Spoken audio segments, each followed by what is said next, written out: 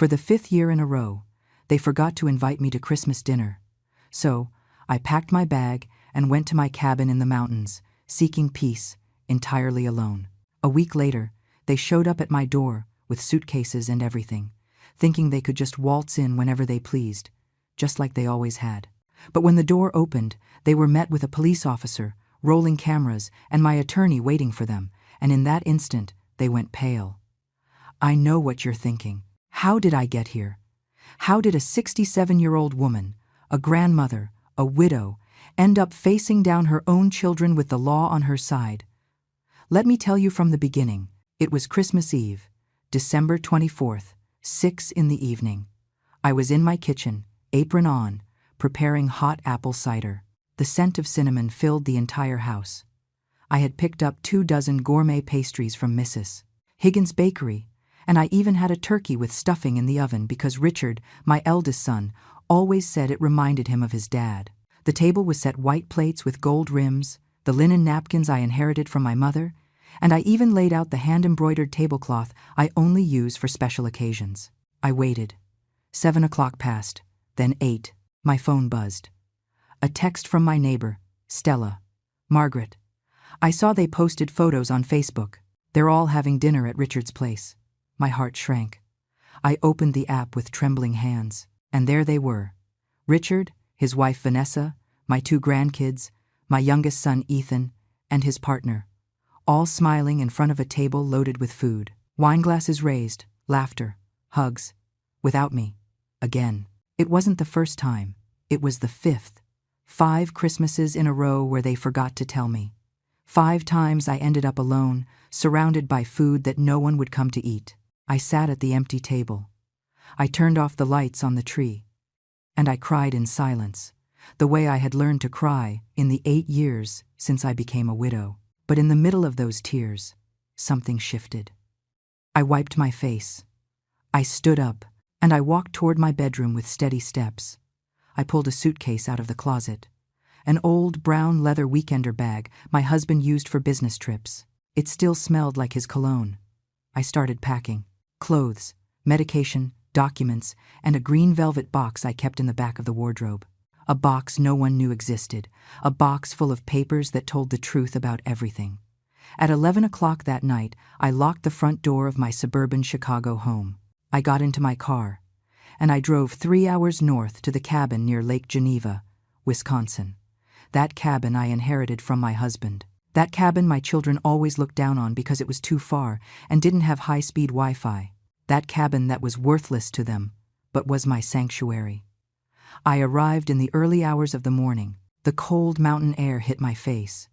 The stars shone in a way they never do in the city. Everything was silent. For the first time in years, I breathed easy. I went inside. I lit the fireplace. I made myself a cup of chamomile tea, and I sat in front of the fire with the green box on my lap. I opened the lid slowly. Inside were the loans Richard never paid back. $40,000 for a business startup that never launched. $25,000 Vanessa begged for to cover urgent debts that I later found out were online gambling losses. $60,000 Ethan needed for a down payment on a condo, but used to backpack through Europe with his partner. There were also the deeds to my properties, the original will, and something else, copies of text messages and emails where they plotted to have me declared incompetent so they could take everything. Because I wasn't stupid. I never was. I had just been too much of a mother. But that night, staring into the fire, I made a decision. No more. I took out my phone. I dialed a number I had saved months ago. "Attorney Patterson," I said when he answered. "This is Margaret Sullivan. I need you to come see me tomorrow morning. I'm going to press charges against my children." There was silence on the other end. "Are you sure, ma'am?" "More sure than I've ever been in my life." I hung up. I closed the box. And for the first time in a long time, I slept soundly, because I knew that when my children finally noticed my absence, when they came looking for me with their excuses and manipulations, I would be waiting, but not alone. And what happened a week later changed everything forever. If you want to know how this story took a turn nobody expected, subscribe to the channel, because what comes next will leave you speechless. Attorney Patterson arrived at the cabin the next day, bright and early. He was a man in his 50s, serious, with a worn leather briefcase and a look that inspired confidence. We sat by the fireplace. I poured him some coffee I had brewed that morning. The steam rose between us as I opened the green box. "Attorney," I began, my voice steady. "I need you to see this." I pulled the documents out one by one. Promissory notes, transfer receipts, text messages, emails, all organized by date, all marked with notes in the margins I had written myself. He reviewed every paper in silence. Every now and then, he glanced up at me, surprised. "Mrs. Sullivan," he said finally, "you've documented all of this with impressive precision. I've been keeping proof for years, attorney. Years waiting for things to change, but I can't go on like this." I told him everything. How after my husband died 8 years ago, my children started seeing me differently. I wasn't mom anymore.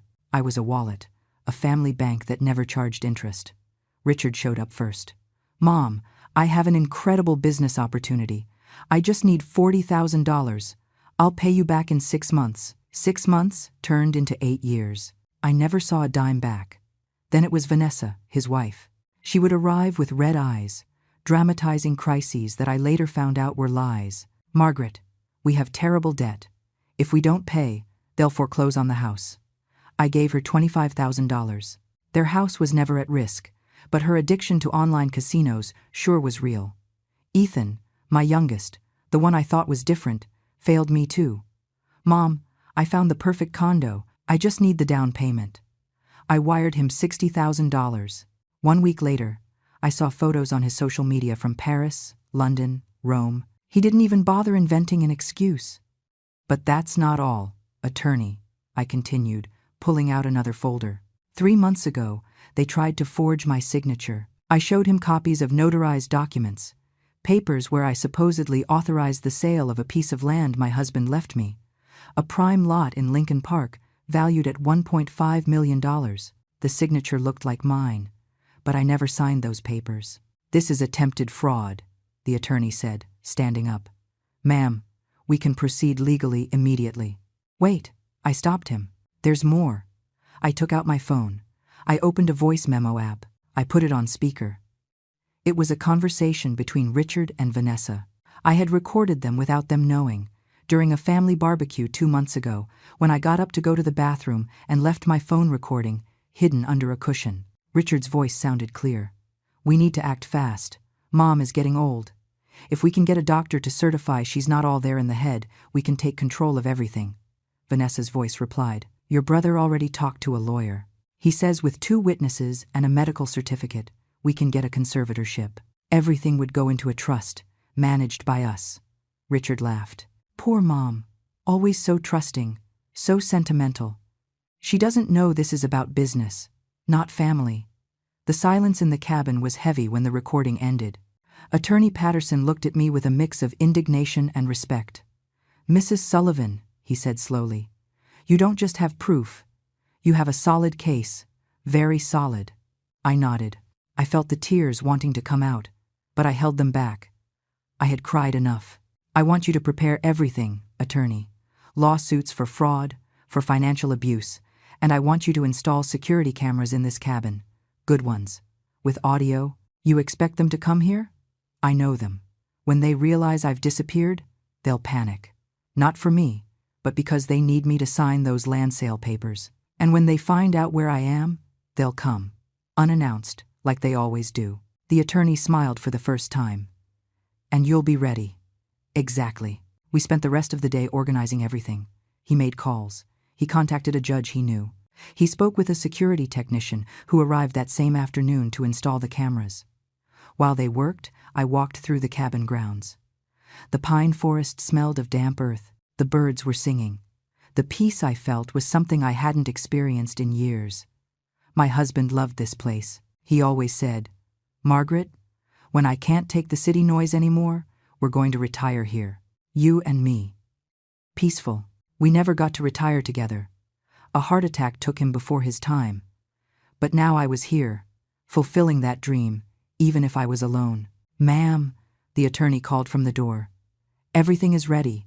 The cameras are running. They record automatically when they detect motion. Perfect. That night, when everyone had left, I sat on the porch of the cabin with a blanket over my shoulders. My phone started ringing. Richard, Ethan, Vanessa, texts, calls. I read them all. I didn't answer a single one. "Mom, where are you? We need to talk as soon as possible. There are papers you need to sign." I smiled in the dark. Let them wait. Let them search. Because when they finally found me, I wasn't going to be the same mom as always. The messages didn't stop all week. Every morning I woke up with my phone vibrating. 20, 30, 40 notifications, all from them.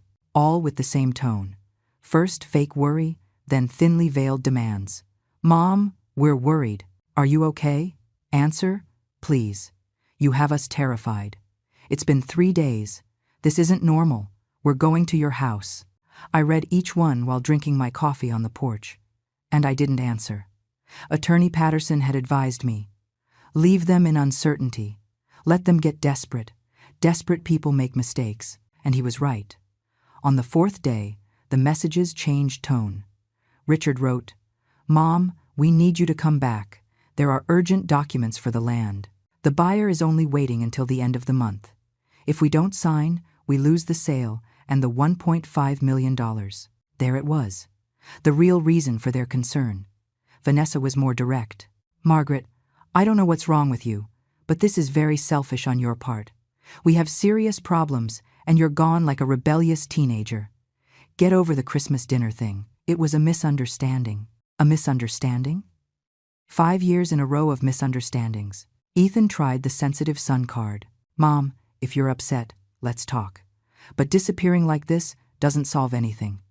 We're family. Family doesn't abandon family." The irony stung. Family doesn't abandon family. And what had they done to me? But I didn't reply. I kept to my routine at the cabin. In the mornings, I walked through the woods. The cold air cleared my mind. I watched the pines, listened to the creek running nearby, gathered pine cones for the fireplace. In the afternoons, I reviewed my documents, over and over, verifying dates, amounts, details, preparing myself. Attorney Patterson came on the 5th day with news. "Mrs. Sullivan, I hired a private investigator. I asked him to check your daughter-in-law Vanessa's finances." He pulled out a folder. Inside were bank statements, screenshots, transaction logs. "Your daughter-in-law has active debts across 3 online gambling platforms. The total is $100,000. She's been borrowing from loan sharks, dangerous people." I felt a weight in my stomach. Not for her, but for my grandkids. 2 teenagers living in that house, with that pressure, with those problems. "There's more," the attorney continued. "Your son Ethan also has financial trouble. He owes back rent. 3 months unpaid. The landlord has already started the eviction process. And Richard? Richard is the most calculating. He doesn't have serious personal debt, but he desperately needs that money from the land. He invested in an import business that is going under. If he doesn't inject capital soon, he loses everything." So it all made sense. They didn't need me. They needed my money, my properties, my signature. "And the attempted fraud?" I asked. "I've already filed the formal complaint. The notary who authorized those fake documents is under investigation. Your son Richard will be summoned to testify next week." I nodded. The puzzle pieces fit perfectly. That night, while the fire crackled in the fireplace, I took out old photographs from a box. Photos of when my children were small. Richard in his Little League uniform, smiling with missing teeth. Ethan on my lap, hugging me with those chubby little arms. When was it all lost? At what moment did I stop being their mother and turn into their resource? A tear fell on a photograph. I wiped it away carefully. I missed those children, but those children didn't exist anymore. On the 7th day, I received a different message. It was from my oldest grandson, Sam, 16 years old. "Grandma, Dad is furious. He says if you don't show up, they're going to come find you. Please let us know you're okay. I miss you." My heart shrank. He wasn't to blame for any of this. For the first time all week, I replied to a message, but not to Richard, not to Ethan, not to Vanessa, to Sam. "I'm okay, sweetheart. I just needed time for myself. I love you very much." His reply was immediate. When are you coming back? Soon. But when I come back, things are going to be different. He didn't understand what I meant, but he would. Soon everyone would understand. That same night, Richard wrote the message I was waiting for. I know where you are, Mom. We're heading there tomorrow. All of us. We need to talk in person, and you're going to sign those papers. The drama is over. I read the message 3 times. I walked to the window. The security cameras blinked with their little red lights in the darkness. Everything was recording. I called Attorney Patterson. They're coming, I said simply. Are you ready? I looked at my reflection in the window glass. A 67-year-old woman, tired, hurt, but standing tall, more than ready. And tomorrow, everything was going to explode. The morning of the 8th day dawned cold and cloudy. I got up early. I made coffee. I dressed with care. A burgundy wool sweater, dark trousers, my hair pulled back in a simple bun. I wanted to look dignified, strong. Attorney Patterson arrived at 9 with 2 other people. Sheriff Miller, a police officer in his 40s with a serious look, and a young woman with a professional camera. Mrs. Sullivan, the sheriff greeted me. Attorney Patterson filled me in. He will be present as an official witness. Everything that happens will be on record. Thank you, Sheriff. Miss Fernandez, he pointed to the young woman, will document everything on video. It's protocol in these cases. I nodded. My heart was beating fast, but my mind was clear. We went over the plan one more time. The exterior cameras were already recording. The professional camera would capture everything from the inside. The sheriff would remain visible from the start. No surprises. Everything legal. Everything documented. What time did you say they'd arrive? Asked the attorney. Richard wrote that they'd leave early. From the city, it's 3 hours. I estimate between 11 and 12. We waited. I made more coffee. I checked the documents one last time. Sheriff Miller made some calls from the porch. The videographer adjusted her equipment. At 11:30, we heard engines. 2 SUVs were coming up the dirt road, one black, one white. I watched them kick up dust on their way to the cabin. They're here, I announced, feeling the adrenaline rush through my body. Stay calm, ma'am, the attorney told me. Remember, you have control. You have the truth. The SUVs parked in front of the cabin. The doors opened.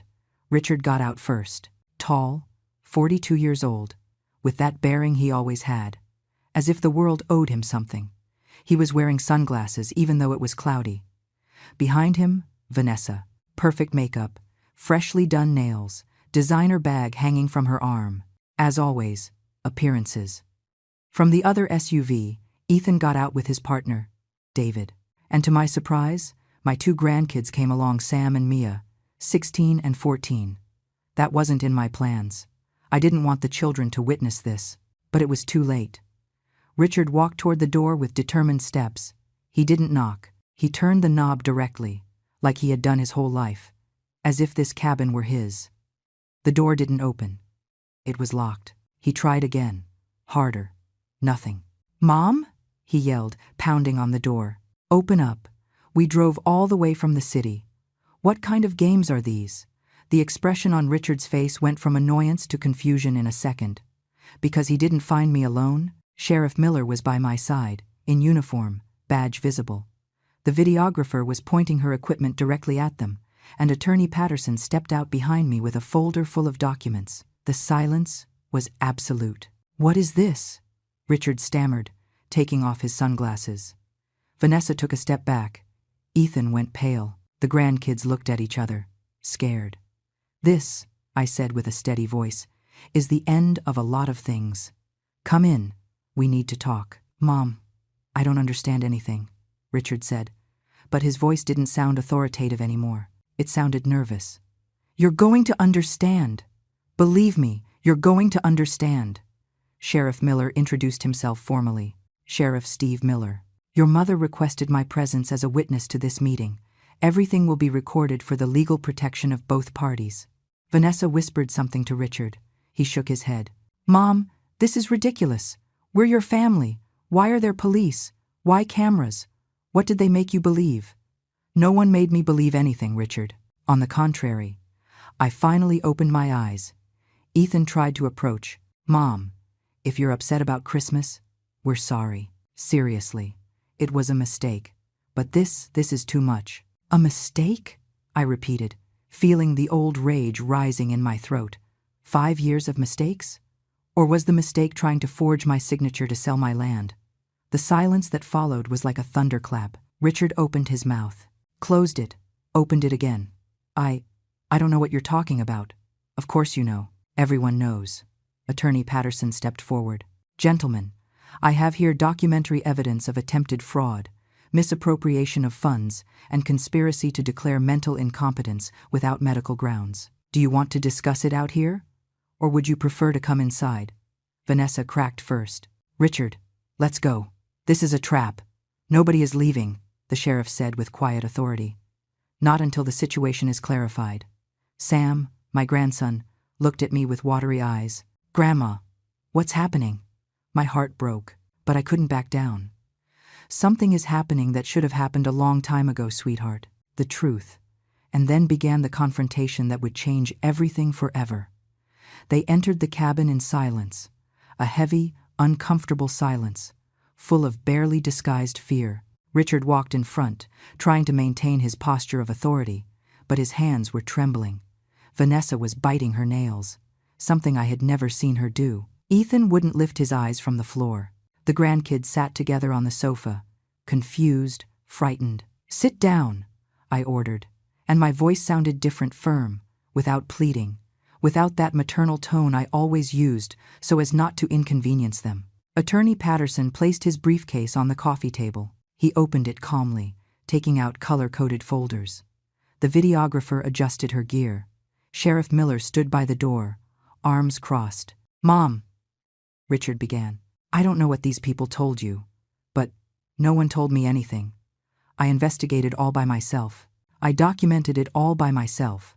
I opened my eyes all by myself. I took out the green velvet box. I placed it on the table with a sharp thud that made Vanessa jump. Do you know what this is? I asked, looking at them one by one. No one answered. It's the truth you thought I would never discover.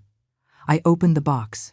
I took out the first document. Richard, October 2017. You asked me for $40,000 for an import business. You told me you'd pay me back in 6 months with interest. You signed this promissory note. I showed him the paper. His signature was there, clear, indisputable. 8 years have passed. I never saw a dime. Mom, the business didn't work out. I already explained that to you. You didn't explain anything. You disappeared for 2 months, and when you reappeared, you acted like it never happened. I pulled out another document. Vanessa, March 2019. You begged me for $25,000. You said you had a debt with the bank, that they were going to foreclose on the house. You cried. You hugged me. You told me, Margaret, you are my salvation. Vanessa went rigid. I hired a private investigator. Do you know what he found? I took out the bank statements the attorney had given me, that there was never a foreclosure risk, that you spent those $25,000 at online casinos, and that today you owe $100,000 to loan sharks? Dangerous people, Vanessa. So dangerous they are threatening your family. She stood up abruptly. That's a lie. You have no right to investigate me. Sit down, Sheriff Miller said with a calm but authoritative voice. Vanessa sat down, trembling. I turned to Ethan, my youngest son, the one who was always more affectionate, the one I thought was different. Ethan, June 2020. You asked me for $60,000 for the down payment on your condo. You said you were finally going to have a home of your own. I felt so proud. Ethan closed his eyes. 1 week later, I saw your photos in Europe, Paris, London, Rome. 3 months of travel. Where did that money come from, Ethan? Mom, where? I had savings. Lie, interrupted Attorney Patterson, pulling out more papers. Your bank account was at zero. The only large deposit was the transfer from your mother. That money funded your trip, and today you owe 3 months of rent. Your landlord started the eviction process 2 weeks ago. David, Ethan's partner, looked at him in disbelief. Is that true? Ethan didn't answer. He just buried his face in his hands. Sam, my grandson, stood up. Grandma, I don't understand. Did Dad steal from you? Sit down, Sam, Richard ordered. No, I want to know what's happening. I knelt in front of my grandson. I took his hands. Sweetheart, your parents didn't rob me at gunpoint, but they lied to me. They used me, and when I didn't have anything left to give, they tried to take the little I had left. How? I looked at Richard. He avoided my gaze. Attorney, I said. Show them the documents. Attorney Patterson placed the copies of the notarized papers on the table. The papers where I supposedly authorized the sale of the land. This arrived at the Recorder of Deeds 3 months ago. A request for the sale of the property located in Lincoln Park, valued at $1.5 million, with Mrs. Margaret Sullivan's signature. He passed the documents to Richard. The problem is that Mrs. Sullivan never signed this. The signature is fake. A pretty good forgery, but fake. Richard looked at the papers. His face went from pale to red. The notary said it was legal. Notary Ramirez is under investigation for fraud. He already testified. He said you paid him $10,000 to process this sale without verifying the signer's identity. Vanessa exploded. This was your idea, Richard. I told you not to do it. Shut up. You're the one who has us buried in debt. It's your fault, because you never earn enough, because your business is a failure. They started screaming at each other, blaming each other, destroying each other in front of everyone. The grandkids were crying. Ethan still had his head in his hands. David watched everything in shock. I remained seated, calm, watching the facade crumble. Sheriff Miller clapped his hands loudly twice. Quiet. Everyone shut up.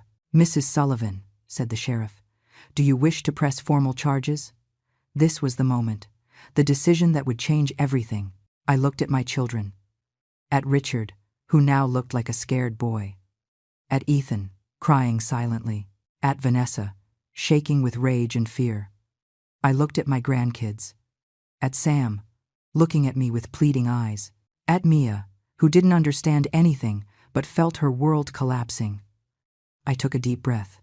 Before answering that, I said slowly, I want you to hear something. I took out my phone. I opened the recording app.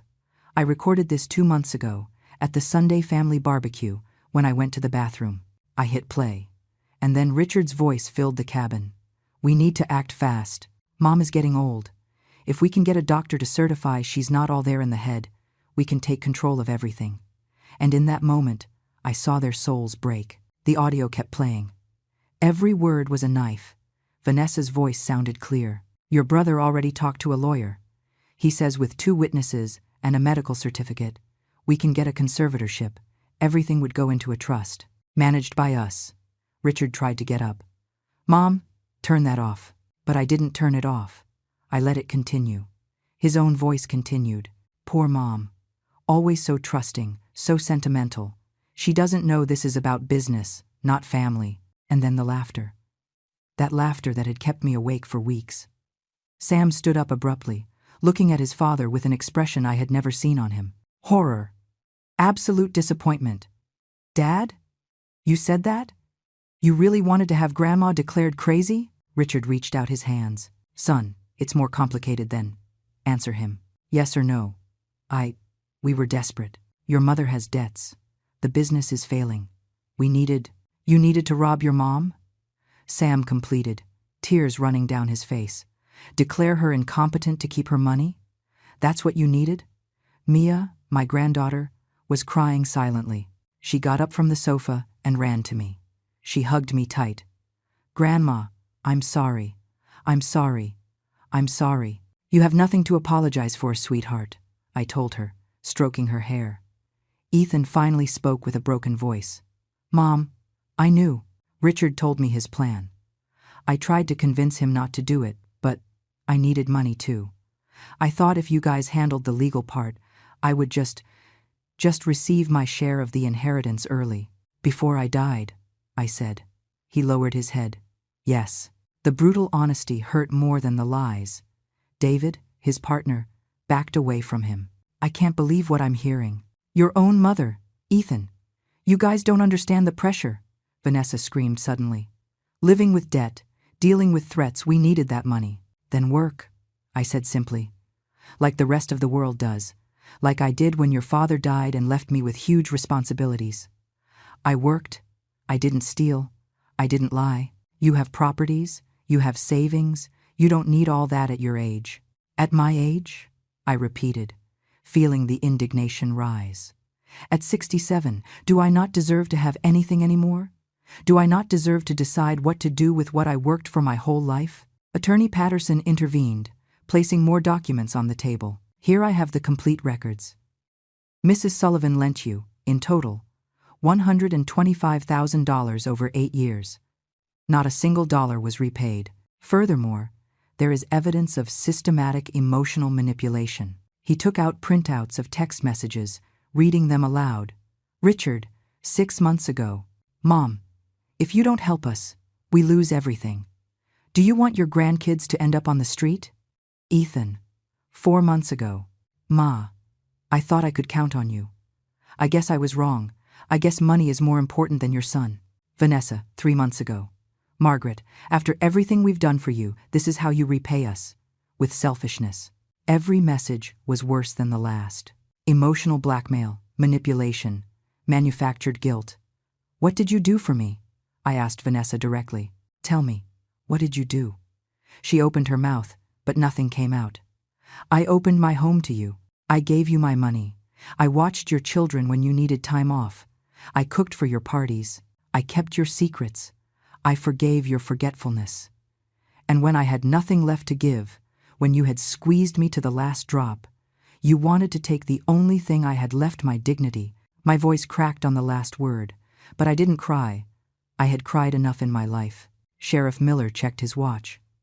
Mrs. Sullivan, I need you to decide. Do you press criminal charges, or do we reach a family settlement? Everyone looked at me, waiting, fearing. I looked at Richard. He avoided my eyes. I looked at Ethan. He was begging me silently. I looked at Vanessa. She hated me. I could see it in her glare. And I looked at my grandkids, Sam and Mia, 2 innocent teenagers trapped in their parents' poison. I want to make a proposal, I said finally. Attorney Patterson tensed up. Ma'am, remember that I know, attorney. But I want them to decide. I stood up. I walked to the window. Outside, the pines swayed in the wind. Everything was peace out there. Everything was war in here. I have 2 options for you, I began. Option 1. I press formal charges. Richard faces accusations of attempted fraud. Vanessa too. Ethan, for complicity. All 3 of you could end up with criminal records, possibly jail time. I heard sobs behind me. I didn't turn around. Option 2. We resolve this as a family, but on my terms, and they are non-negotiable. What terms? Richard asked with a weak voice. I turned to face them. First, you pay back every cent I lent you, the full $125,000. You can do it in monthly payments over 5 years, but you pay it all back. Mom, that's impossible. Do not interrupt me. Second condition, temporary restraining order. 3 years without direct contact, except for supervised occasions or real emergencies. I need space. I need to heal. Vanessa scoffed. That's absurd. Third condition, mandatory family therapy. All 3 of you, individual and group, with a psychologist I choose. You will pay for it. And what do we gain? Vanessa asked with sarcasm. I stared right at her. You gain not going to jail. You gain your children not growing up visiting you behind bars. You gain a chance to learn how to be decent human beings. The silence was absolute. Fourth and final condition, I continued, feeling my voice strengthen. You lose any right to my inheritance. Everything I have will go to a foundation I'm creating for elderly women who are victims of family abuse, and a trust for Sam and Mia, which they will receive when they turn 25. You can't do that, Richard yelled. Yes, I can.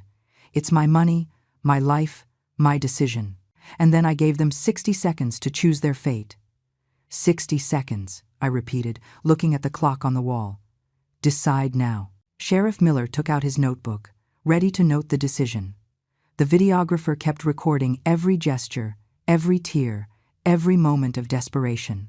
Richard looked at Vanessa. She was shaking her head, furious. Ethan stared at the floor, hands trembling.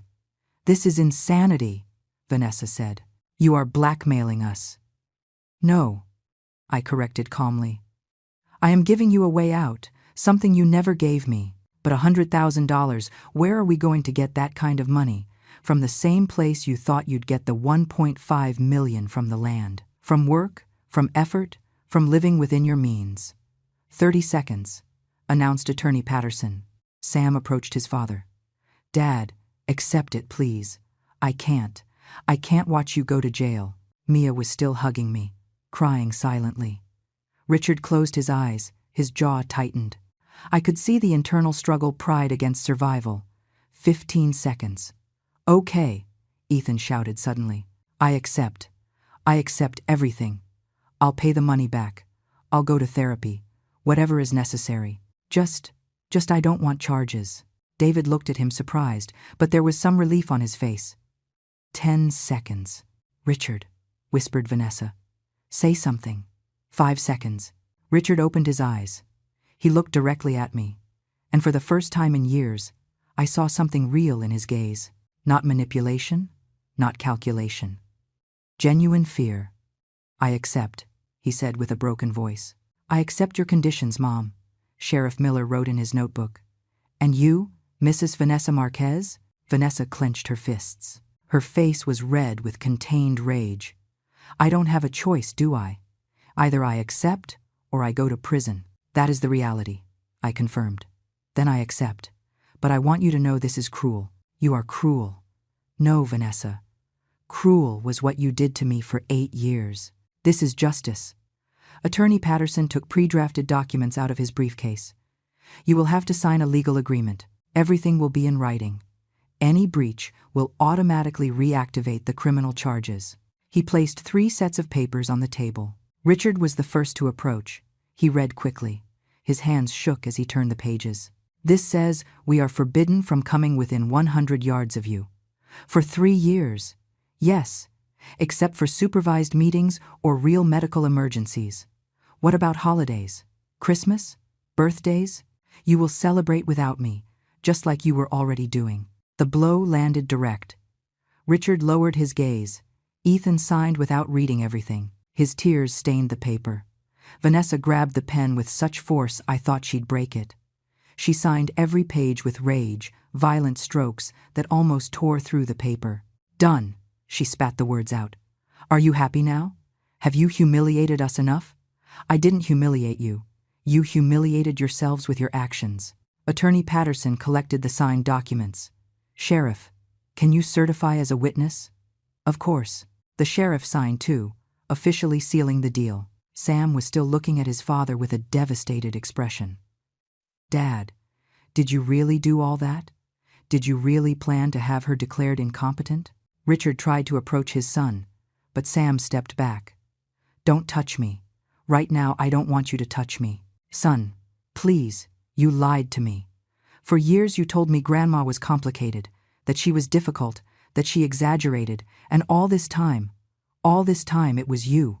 You were the problem." Mia pulled away from me and walked toward her mother. "Mom, is the casino thing true? Is it true we have debts?" Vanessa didn't answer. She just looked away. "Mom?" "Yes," she finally admitted, with a hard voice. "I have problems, but that doesn't give your grandmother the right to destroy this family." "I didn't destroy anything," I said firmly. "You guys had already done that job long before today." Attorney Patterson packed all the documents into his briefcase. "The first payment must be made on February 1st. It is roughly $900 a month for you, Richard, and varying amounts for the others, over 60 months. The transfer details are in the agreement." "And therapy?" asked Ethan with a weak voice. "I will send you the psychologist's details. The first session must be within 2 weeks. If you miss 3 consecutive sessions, the deal is void." Richard ran his hands through his hair, desperate. "How are we going to pay all this? The business is broke, Vanessa's debts. That is no longer my problem," I said simply. "You created this mess. You fix it. But we're your family. Family doesn't steal. Family doesn't betray. Family doesn't plan to destroy its own members." Sheriff Miller cleared his throat. "Mrs. Sullivan, is there anything else you need?" "Yes, for them to leave." We're done here. Vanessa was already walking toward the door. Let's go. I can't stand another minute in this place. Richard grabbed his jacket. Ethan wiped his tears, but Sam and Mia stood still. Grandma, said Sam with a trembling voice, are we forbidden from coming too? My heart shrank.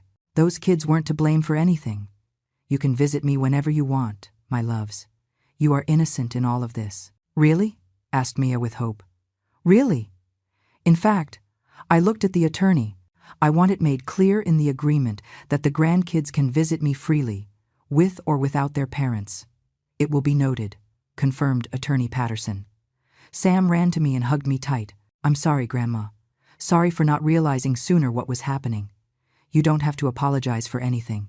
You're a good boy. Richard watched the scene from the door with an indecipherable expression. Sam. Mia.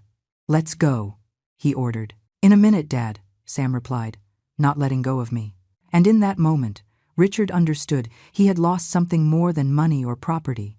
He had lost the respect of his own children. Vanessa was already in the SUV, honking the horn impatiently. But Richard remained standing in the doorway, motionless, looking at me with an expression I hadn't seen in years. Vulnerability. Mom, he said finally with a hoarse voice. I never wanted us to get to this. But we did. Because of your decisions. Because of your lies. He was desperate. The business. I lost so much money. The suppliers scammed me. Imports got delayed. Clients canceled. Everything fell apart in months. And your solution was to rob me? It wasn't going to be robbery. I thought that. I thought with the money from the land I could save everything. Pay you back what I owed. Start over. Lie, interrupted Attorney Patterson. The emails we have show you plan to split the money 3 ways. Nothing was earmarked to pay Mrs. Sullivan back. Richard closed his eyes, trapped in his own lie. Ethan was still sitting on the sofa, head in his hands. David was by the window, arms crossed, processing everything he had heard. Ethan, I said, looking at my youngest son, look at me. He lifted his gaze slowly. His eyes were red, puffy. Why? You were the one who always talked about honesty, values, being different from your brother. Why did you do the same to me? Because I'm weak, he admitted with a broken voice. My whole life I've been the little brother, living in Richard's shadow. When he told me his plan, I saw a chance to finally have something, to not be the one who always needs help, and you felt strong robbing me? I didn't rob you. I just was going to receive my share of the inheritance early. You were going to receive your share when I died, I said. Did you want me to die, Ethan? No, of course not, Mom. Then what did you want? Because you planned to declare me incompetent. That meant locking me up somewhere, taking away my freedom, treating me like I was already dead while I was still alive. The silence was crushing. David spoke for the first time. Mrs. Sullivan. I didn't know anything about this, I swear. If I had known, I would have stopped Ethan. I know, David. It shows you're a good person. I wish my son would learn from you. Ethan sobbed harder. Sam and Mia were still by my side. Mia took my hand. Grandma, can I ask you something? Whatever you want, sweetheart. Why did you never say anything? Why did you put up with it for so long? I took a deep breath. It was a question I had asked myself 1,000 times. Because I was afraid of being left alone, afraid that if I confronted them, I'd lose them forever. I preferred to endure the pain than to live without family. And now I understand that solitude with dignity is better than company with humiliation. Mia hugged me tighter. Sheriff Miller checked his watch. Folks, it's time to leave. The agreement is signed. The conditions are clear. Richard finally moved toward the door, but before leaving, he turned one last time. Mom, I know you think I'm a monster, but I want you to know that I do love you, in my clumsy, wrong way. But I love you. I looked him in the eyes. Love isn't just words, Richard. Love is actions, and your actions showed me the exact opposite. He flinched, as if I had hit him. The 3 years of distance will give you time to think about that, time to understand the difference between wanting and truly loving. Richard nodded slowly and walked out. Ethan got up from the sofa, trembling. Mom, I'm going to comply. I swear. I'm going to pay everything. I'm going to go to therapy. I'm going to change. I hope so, for your sake, for the sake of David who loves you despite your mistakes. David came over and gave me a hug. Thank you for not destroying him completely. I'll help him be better. I know you will. Ethan and David left together. Only Vanessa remained in the SUV, furious, honking, non-stop. Sam sighed. We have to go. Mom is losing it. I know. Go. But remember, this door is always open for you. Can we come next weekend? Asked Mia. Of course. I'll make your favorite enchiladas or lasagna, I corrected myself, smiling. The two hugged me one last time and ran toward the SUV. The two vehicles started up. I watched them disappear down the dirt road, kicking up dust in their wake. When the sound of the engines faded completely, I remained standing on the porch, breathing the fresh mountain air. Attorney Patterson came up beside me. Mrs. Sullivan, you were very brave today. I didn't feel brave. I felt destroyed. But you did it, and that's what matters. Sheriff Miller put away his notebook. Ma'am, if at any point they breach the agreement, do not hesitate to call me. Here is my card. Thank you, Sheriff, for everything.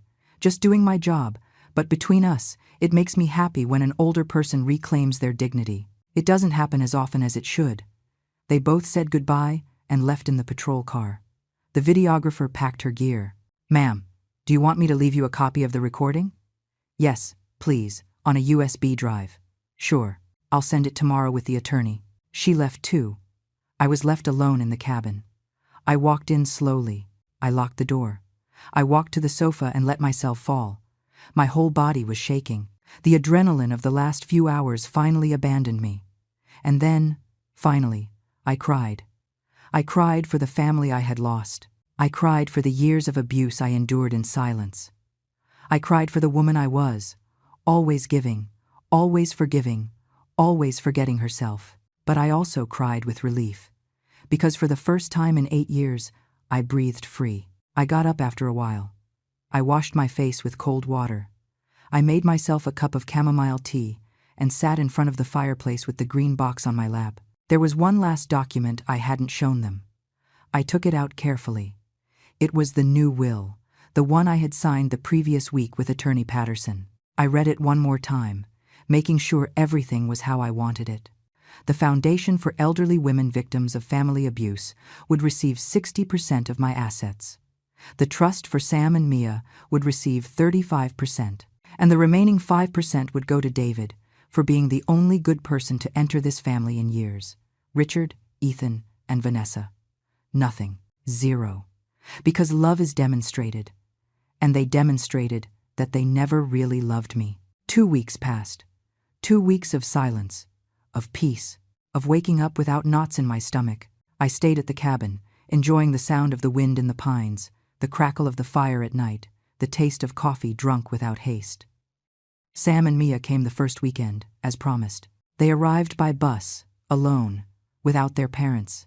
We cooked together. We walked through the woods. We talked about everything and nothing. I told them stories of when their grandfather was alive, of when their dad and uncle were good boys, before money changed their hearts. Grandma, Sam asked me, while we chopped vegetables for dinner, do you think Dad can change? I want to believe it, I answered honestly. But real change only comes when one hits rock bottom. And I'm not sure your dad has hit rock bottom yet. Mom is worse, said Mia quietly. She screams all the time. She blames Dad. Dad blames her. The house is hell. It hurt to hear it, but it wasn't my responsibility to fix it. Heard anything from Uncle Ethan? I asked. I talked to him a few days ago, said Sam. He sounds different, more serious. He said he started looking for a second job to pay faster. I was glad to hear that. The following Monday, I received a call from Attorney Patterson. Mrs. Sullivan, I have news. Ethan made his first payment, roughly $900, in full. 2 weeks before the deadline, I felt something warm in my chest. Surprise, hope. And Richard? There was a pause. Richard hasn't transferred anything, but there are still 2 weeks left. I understand. Also, Richard's wife, Vanessa, tried to contact me. She wants to renegotiate the terms of the agreement. Renegotiate? She says they are too harsh, that they can't comply, that we should consider forgiving 50% of the debt. I laughed. It was a bitter laugh, but a laugh nonetheless. Tell her there is no renegotiation. The agreement is signed. Either they comply or face charges. Simple as that. I will tell her. I hung up and stared out the window. Vanessa hadn't learned a thing. She kept looking for shortcuts, easy exits, ways to avoid consequences. But Ethan paid. That night I lit a candle in the small chapel my husband had built on the cabin grounds. I prayed for my children, for their lost souls, for the possibility of redemption. The next morning, while baking cinnamon rolls, I heard a car approach. My heart raced. The cameras were still working. If it was Richard violating the agreement, it would be recorded. But when I looked out the window, I saw an unfamiliar car, a gray sedan, old but well kept. The door opened, and Ethan got out, alone. He walked to the door and knocked softly. I hesitated a moment. Then I opened. "Mom," he said with a trembling voice. "I know I shouldn't be here. I know the agreement says 3 years without contact, but I need to tell you something. You have 5 minutes." He nodded. He didn't come in. He stayed on the porch, as if he didn't deserve to enter. "I paid my first installment, and I'm going to pay all the rest. I got a night job at a warehouse. By day I'm still at my regular job. I sleep little, but I deserve it. I'm glad to hear it. I also started therapy. The psychologist asked me when I stopped being myself, and I didn't know how to answer, because I don't remember ever being myself." His eyes filled with tears. I was always the little brother, the one living in comparison, the one who was never enough. And when Richard offered me a way to be someone, I took it without thinking. No matter who I hurt. You hurt me, Ethan. I know, and I'm going to carry that the rest of my life. He wiped his tears with the back of his hand. "But I came to tell you something more important, something you need to know." "What is it?" "Vanessa is planning something. I heard a phone conversation 3 days ago. She was talking to someone about contesting the agreement and getting witnesses to testify that you were under duress." I felt a chill. "Witnesses? People she's going to pay to lie?" "She says if she can prove you signed the agreement under coercion, they can annul it. That is illegal." "I know. That's why I came. Because you gave me a chance to redeem myself, and I'm not going to let Vanessa destroy you again." I looked him in the eyes. "My son, my baby, the boy I rocked in my arms 40 years ago. Does Richard know about this?" "I don't know." I stopped talking to him. He is consumed by rage, blames everyone but himself. I sighed deeply. "Thank you for telling me, Ethan. Are you going to do something?" "I'm going to call the attorney. He'll know how to proceed." Ethan nodded. He was about to leave when I stopped him. "Ethan, wait." He turned around. "Is David okay? Is he supporting you?" A small smile appeared on his tired face. "David is the best thing that ever happened to me. He puts up with me. He pushes me to be better. I don't deserve his love, but I'm fighting to deserve it someday." "Then fight. For yourself. For him. For the man you can become." "I will, Mom. I promise." He left. I immediately called Attorney Patterson. I told him everything. "This is serious," he said. "If Vanessa attempts to fabricate false testimony, we could charge her with obstruction of justice. But we need proof." "What kind of proof?" "Recordings, messages, something that demonstrates her plan." I thought quickly. "Attorney, what if we record her confessing?" "How?" "Let me think about it. I'll call you in a few hours." I hung up. I paced the cabin thinking. Vanessa was impulsive, arrogant. If she thought she could manipulate the situation, she would try. I picked up my phone and called Sam. "Grandma, everything okay?" "Yes, sweetheart. I need to ask you a favor. It's important. Whatever you need." "Does your mom still use her phone for all her important calls?" "Yes, all the time." "Why?" "Because I need you to help me get something, and I know what I'm going to ask is hard. But..." "Grandma," Sam interrupted me with a firm voice, "if it's to protect you from Mom, I'll do it. Mom is out of control. Even Mia is afraid of her.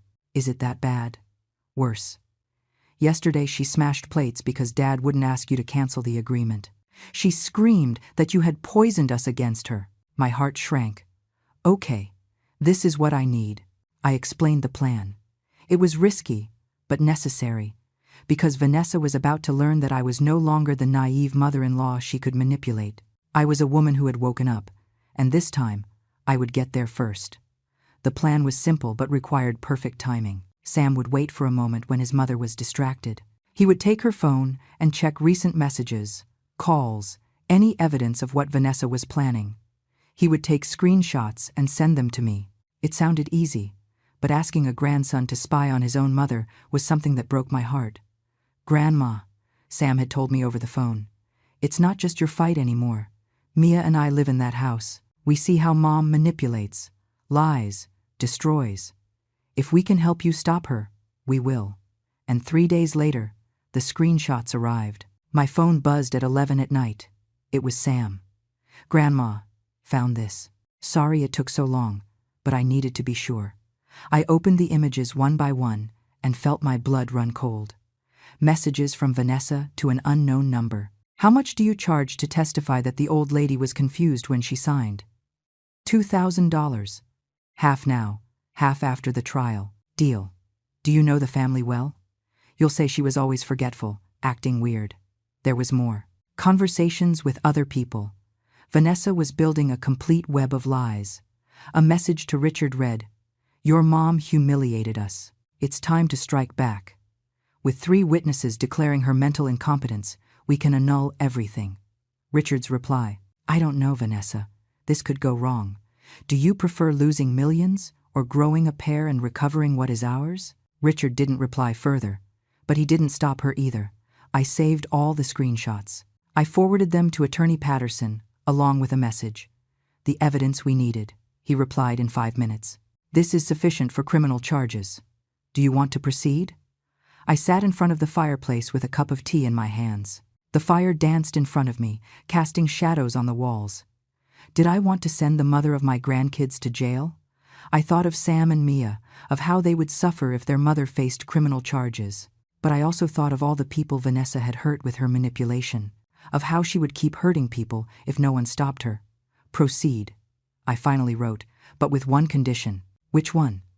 "I want to confront her first, face to face, give her one last chance to confess and recant." "Ma'am, that could be dangerous." "I know. But I need to do it." The attorney accepted reluctantly. We organized everything for the following Friday. That morning, Vanessa received an official summons. She had to present herself at the cabin with her lawyer to discuss irregularities in the fulfillment of the agreement.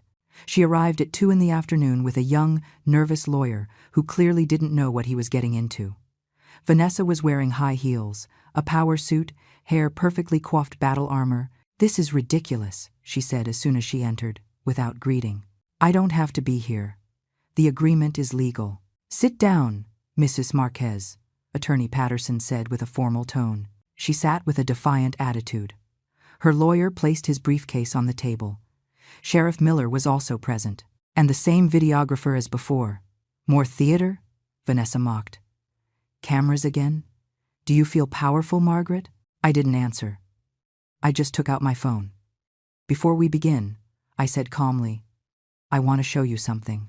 I slid the phone across the table. On the screen were the screenshots of her messages. Vanessa looked at them. Her face went from arrogance to confusion, then to pure panic. "Where did you get that?" "It doesn't matter where. It matters what it says." Her lawyer took the phone and read.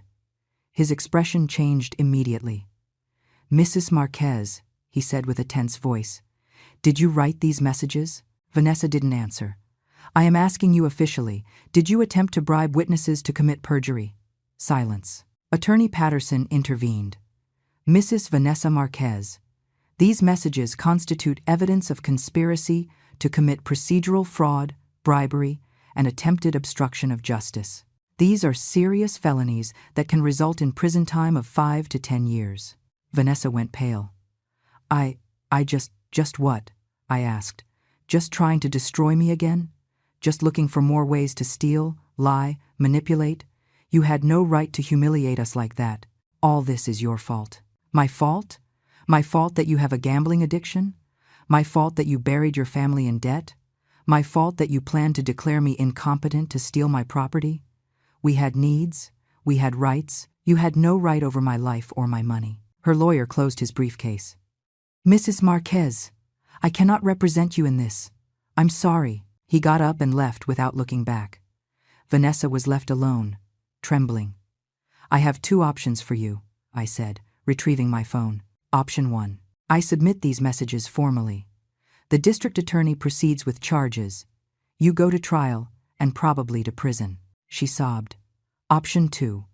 You sign a full confession. You admit everything you did. You accept a permanent restraining order, not just 3 years, and you enter a rehab program for gambling addiction, paid for by you. And Richard? She asked with a broken voice. Richard has his own path, but he didn't try to bribe witnesses. You did. What about my children? Sam and Mia can visit me whenever they want, but you will have no contact with me ever again. That is cruel. No, cruel was what you did to me for years. Attorney Patterson placed a document in front of her. You have 5 minutes to decide. Vanessa read the document with tears running down her face. It was a full confession. Every lie, every manipulation, every plan to destroy me. If I sign this, I don't go to jail? If you fulfill everything agreed upon, therapy, distance, payments, no. She took the pen with a shaking hand. She signed, but before leaving, she looked at me with pure hate. Someday you're going to die alone, bitter old woman, and no one will cry for you. I smiled sadly. I prefer to die alone with dignity than live surrounded by vipers. She left, slamming the door. Sheriff Miller filed the signed confession. Mrs. Sullivan, officially this closes the case, unless she breaches. Thank you, Sheriff. When everyone left, I sat in the silence of the cabin. I had won, legally, emotionally, but I didn't feel victory. I felt exhaustion.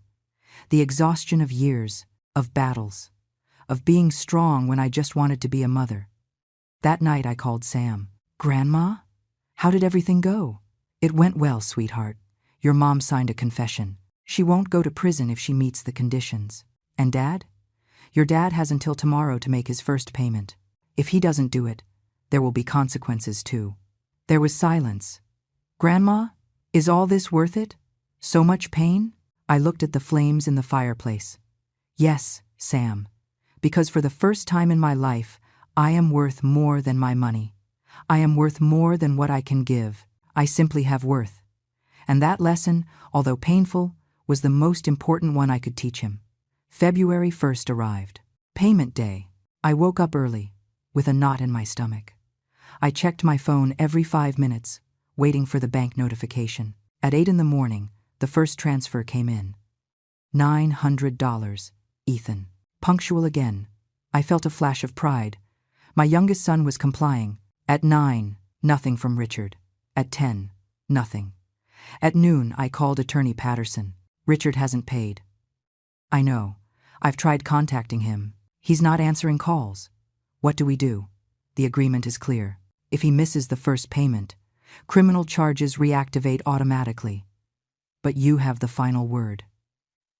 I hung up and stared out the window. The pines swayed in the cold February wind. Richard, my eldest son, the one born first, the one who made me a mother, was I really going to send him to face charges? My phone rang. It was Sam. Grandma, I need to talk to you. Tell me, sweetheart. It's about Dad. He's bad. Very bad. Bad how? Yesterday his company went bankrupt. The creditors took everything. The office, the vehicles, even the computers. Sheriffs showed up and took everything. I felt a weight on my chest. And that's not the worst. Sam continued with a broken voice. Mom left him. She said she wasn't going to sink with him. And you, Mia? We stayed with Dad. Someone has to be here. But Grandma? I've never seen him like this. He's on the couch, hasn't showered, hasn't eaten, just stares at the ceiling, doesn't speak. I closed my eyes. Pain, rage, sadness, all mixed. Where are you now? At the house. But a notice came from the bank. They're 2 months behind on the mortgage. They're going to lose the house too. Sam, listen to me carefully. You and Mia can come stay with me. Always. This cabin is your refuge. And Dad? That was the question. The question I had been avoiding. Your dad has to hit rock bottom. Completely. It's the only way he'll learn. Grandma, he already hit rock bottom. He lost everything. Not everything. He still has you. Sam sobbed on the other end. I don't know what to do. Come tomorrow. All three of you. Your dad too. Really? Really. But under my conditions. I hung up and called Attorney Patterson. Attorney, do not reactivate the charges. Yet. Ma'am, give me 3 days. Just 3 days. All right. But after that, legally I must proceed. The next day, Richard arrived with his children. He got out of a borrowed car, clothes wrinkled, days of stubble, deep circles under his eyes. He wasn't the arrogant man who had arrived weeks ago. He was a ghost. Sam and Mia entered first. Richard stayed outside, as if he didn't deserve to enter. Come in, I said from the door. He entered slowly, not meeting my eyes. Sit down. He sat on the sofa. The kids went to the kitchen, giving me space. I made coffee. I poured him a cup. He held it with shaking hands, but didn't drink. I lost everything, he said finally with a hollow voice. The company, the savings, the house, my wife, everything. And now what? I don't know. Honestly, I don't know. Are you going to blame me? He lifted his gaze for the first time. His eyes were red, empty.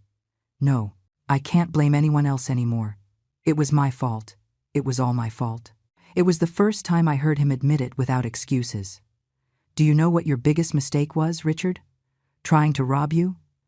No. Your mistake was believing that money made you someone, that having more gave you value, that owning things was the same as being someone. He lowered his head. Your dad taught you to work hard. I taught you to be honest. But at some point you decided those lessons didn't matter, that there were shortcuts. I'm sorry, Mom. I know it's not enough, but I'm sorry. It's not enough, but it's a start. He took a sip of coffee. He was trembling. I have no way to pay you. I have nothing. I know. So what do I do? Go to jail? I took a deep breath. This was the decision I had been postponing. I have a different proposal. What? I forgive the entire debt, the $40,000. You don't have to pay me back. Richard lifted his head sharply, confused. What? But with conditions. What conditions? First, you come live here, at the cabin. With me, you and the kids. What?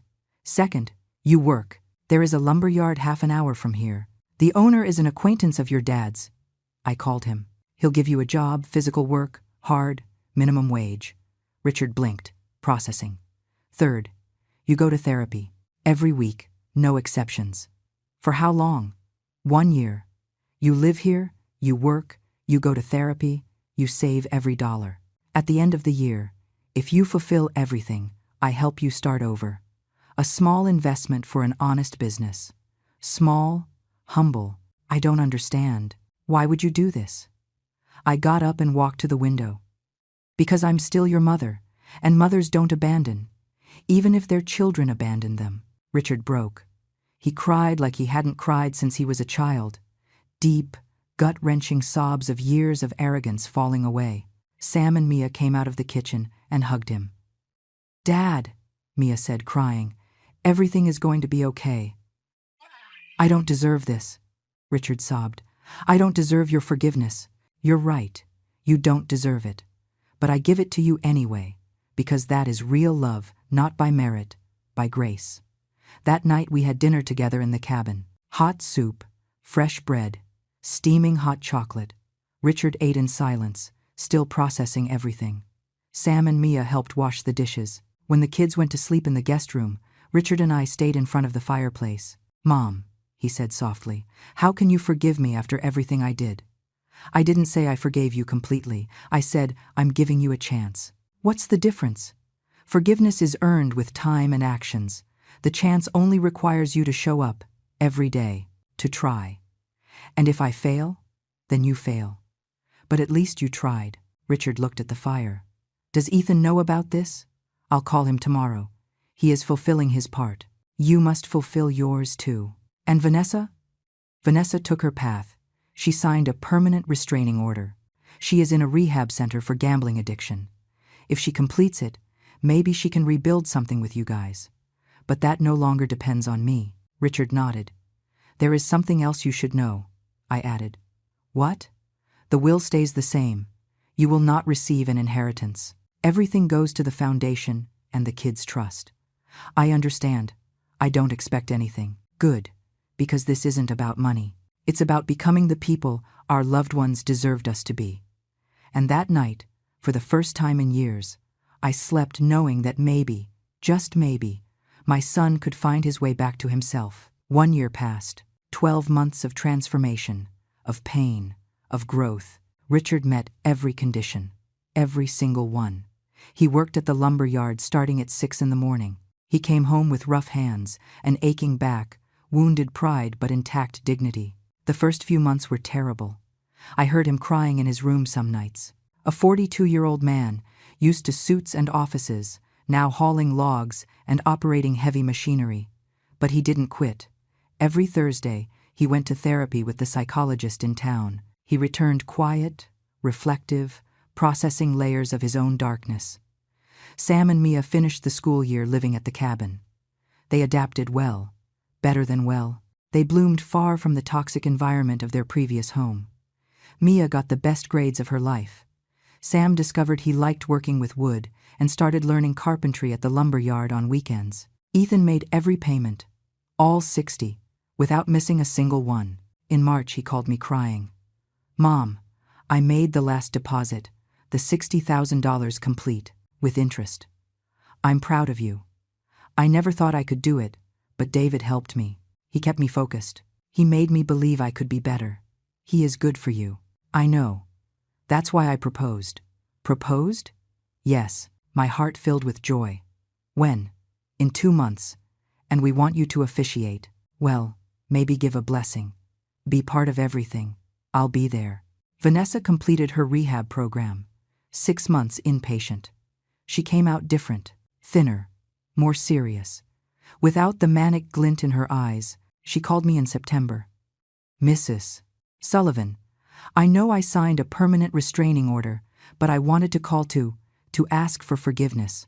For real, no manipulation, no agenda. What did you learn, Vanessa? There was a long pause. That addiction controlled me for years. That I used everyone around me as resources. That I was destroying my own family for a void I could never fill with money or thrills. And now I'm learning to live with myself. To not need the adrenaline of the game, to face my problems head on. I'm glad to hear it. Will you ever be able to forgive me? Someday. Maybe. But that day isn't today. I understand. Thank you for not sending me to jail, for giving me this chance. She hung up. I didn't know if I would hear from her again, and that was okay. In November, the first Christmas since everything exploded arrived. Sam and Mia decorated the cabin with lights and ornaments. We put a small tree near the fireplace. Ethan and David arrived 2 days before. They brought gifts, food, laughter. Richard prepared dinner. Roast turkey, mashed potatoes, salad, apple cider. He made it all with his own hands. On the night of December 24th, we all sat around the table. Richard, Ethan, David, Sam, Mia, and me. I'd like to say something, Richard began, standing up. Everyone looked at him. A year ago, I was a different person, a horrible, arrogant, manipulative person, willing to destroy my own mother for money. His voice cracked. Ethan put a hand on his shoulder.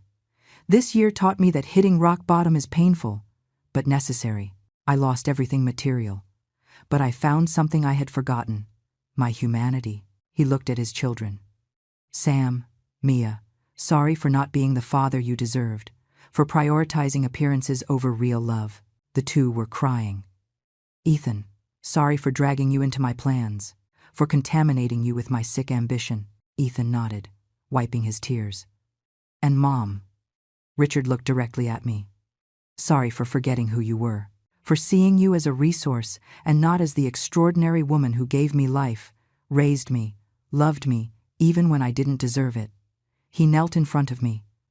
I don't deserve your forgiveness, but if someday you can give it to me, I will spend the rest of my life trying to honor it. I took his face in my hands. I looked him in the eyes. Richard, I forgive you, he cried like a child in my arms. After dinner, While the others washed dishes and sang carols, I went out to the porch. The sky was clear.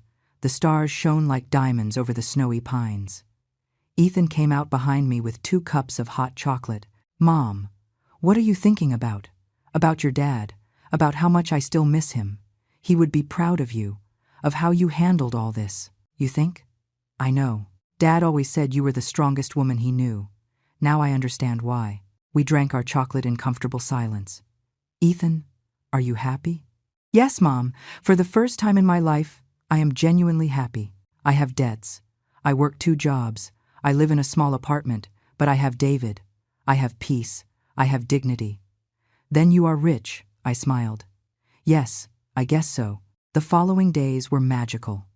We walked through the woods, played board games, told stories, laughed. On January 1st, while everyone slept, I opened my journal. I had started writing a year ago, documenting everything. The betrayal, the pain, the struggle, the redemption. I wrote the last entry. Today I am 68 years old. I am no longer the woman who waited for crumbs of love from her children. I am no longer the mother who let herself be used for fear of loneliness. I lost a family, but I gained something more valuable. I recovered myself. Richard is learning to be a real man. Ethan found his way. Vanessa is healing. Sam and Mia are growing in an environment of genuine love. And me. I finally understood that dignified solitude beats humiliating company. The cabin everyone despised became our refuge, the place where a broken family learned to rebuild itself. Not with money, with truth, with consequences, with tough love, but real love. My foundation for elderly women will open in March. We will help others like me find their voice, their strength, their dignity. Because no one should wait until they are 67 to learn that they are worth who they are, not what they can give. I closed the journal. I looked out the window. The sun was coming out behind the mountains, painting the sky orange and pink. A new year, a new life. Sam came out of his room, sleepy. "Grandma, you up already?" Couldn't sleep.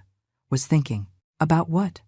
That sometimes losing everything is the only way to gain what really matters. He hugged me tight. "I love you, Grandma. I love you too, sweetheart." Richard made coffee. Ethan made pancakes. David put on music. Mia was dancing in the kitchen. And I, sitting at my table, watched them. My family. Broken. Imperfect. Rebuilding. But real. Finally real. Because true wealth isn't in what you own, but in what you don't allow them to take away. Your dignity, your peace, your self-love. And that no one will ever take from me again. If this story touched your heart, if you ever felt used, forgotten, or undervalued, leave me a comment. Tell me where you are watching from and what lesson you take from Margaret's story. Hit like if you believe it's never too late to reclaim your dignity. And subscribe to the channel for more real-life stories of brave women who learn to put themselves first without guilt. Because we all deserve love. But first, we must learn to love ourselves. Thanks for joining me until the end. Until the next story.